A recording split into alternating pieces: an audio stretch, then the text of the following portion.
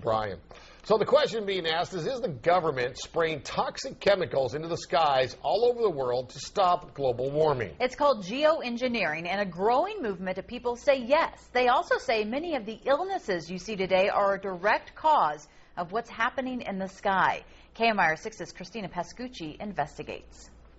Could a strange substance found by a southwest Arkansas man be part of a government test? Well, that's the question at the heart of a phenomenon called chemtrails, now getting widespread attention. Well, they say the government is dumping chemicals on us to control or manipulate the weather. Military aircraft flying through the region is dropping chaff. And obviously, they're up there practicing. Now, they won't confirm that, but I was in the Marine Corps for many years, and I'll tell you right now, that's what it is. People say the government is up there in airplanes spraying all kinds of chemicals. Could be the biggest threat that we've ever experienced. Longtime Valley resident Melanie St. James says she moved to the desert from LA for the clean air. But in the fall of 2009, she noticed the desert sky looked different.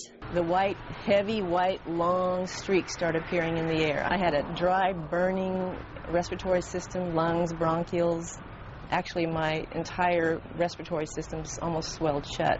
And St. James believes that's due to chemtrails. When you and I grew up, these contrails naturally dissipated in a few seconds or perhaps a minute max.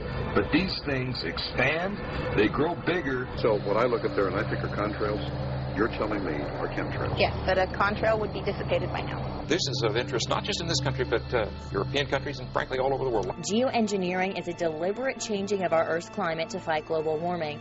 And this is what many claim to be the source, chemtrails. It's a combination of aluminum, barium, and strontium. Some say the government is spraying in our skies. In the end, it forms a sort of cloud layer that reflects the sun's rays away from the Earth and thus cools our planet.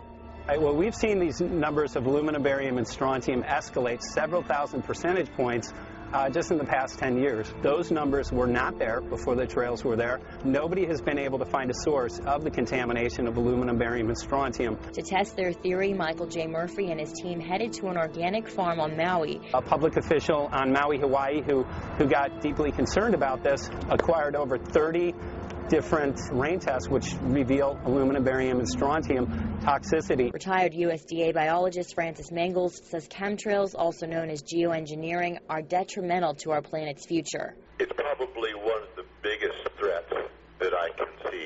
Mangels says soil tests have shown the actual pH of the Earth's soil has changed, making it harder for farmers to grow food. Also, Alzheimer's, which has been linked to aluminum, has skyrocketed. Here in Riverside County, Alzheimer's is up 260%. You can't dismiss an increase like that just saying it's better reporting. But geoengineer Ken Caldera says all this evidence towards some sort of theory is just a lot of hot air. The chemtrails folks are looking at ordinary jet contrails and imagining some kind of nefarious government conspiracy. I contacted Mary Bono Mack as well as Senators Dianne Feinstein and Barbara Boxer, all of whom either did not respond or refused to comment. I also spoke with the EPA and the National Oceanic Atmospheric Administration. Both said they knew nothing of attempts to modify the weather. However, there are federal documents that specifically mention weather modification. While there's disagreement over whether geoengineering is being used to control our weather right now, though, both sides agree it could happen in the future. In the United States, there is no research program on geoengineering yet, although people like myself are trying to create a research program. Geoengineers say directly modifying our weather has a much more immediate effect than switching the world to alternate energies. A process that will take a minimum of 50 years to perhaps 300 years to convert everyone to renewable energy. Therefore, anything that might result in a quick fix to the problem would be seriously considered. It's hugely risky. It will likely negatively impact some people, but we might find ourselves in a situation where those risks seem worth taking. I'm Christina Pascucci for KMIR 6 News.